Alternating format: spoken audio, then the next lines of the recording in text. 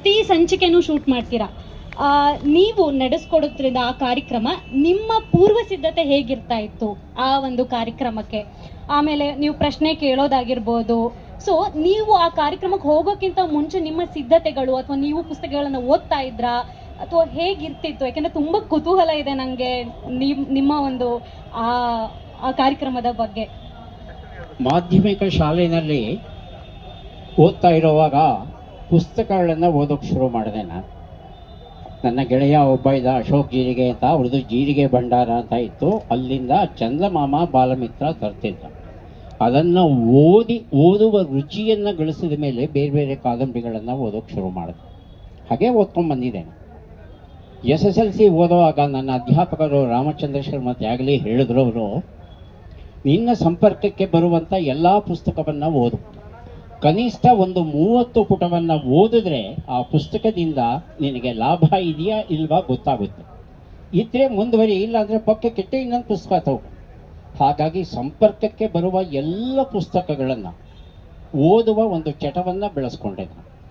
ಹಾಗಾಗಿ ಇವತ್ತಿಗೂ ಪುಸ್ತಕಗಳನ್ನು ನೋಡ್ತಾನೆ ಇರ್ತೇನೆ, ಓದ್ತಾನೆ ಇರ್ತೇನೆ. ನನ್ನ ಸಂಪರ್ಕಕ್ಕೆ ಬಂದದ್ದಿಲ್ಲ.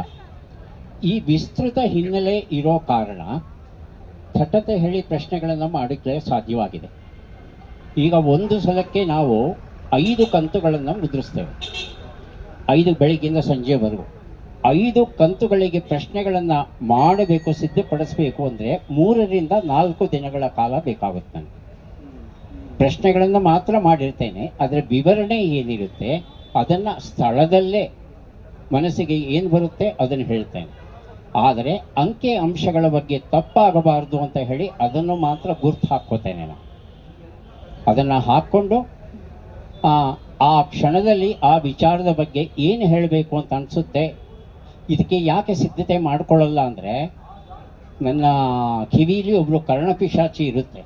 ಆ ಕರ್ಣಪಿಶಾಚಿ ಹೇಳ್ತಾ ಇರುತ್ತೆ, ಸಮಯ ಮುಗಿತಾವಂತೂ ಬೇಗ ಮುಗಿಸೋ ಕಾರ್ಯಕ್ರಮ ಅಂತ. ಹಾಗಾಗಿ ವಿವರಣೆಯನ್ನು ಉದ್ದ ಮಾಡಬೇಕಾ ಮೊಟಕು ಮಾಡಬೇಕಾ ಇದನ್ನು ಸ್ಥಳದಲ್ಲೇ ನಿರ್ಧಾರ ಮಾಡ್ತೇನೆ.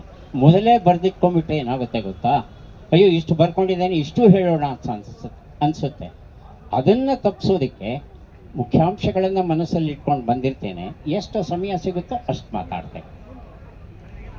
ಇದು ಆ ಕಾರ್ಯಕ್ರಮದ ಹಿನ್ನೆಲೆ ಸರ್. ಇದು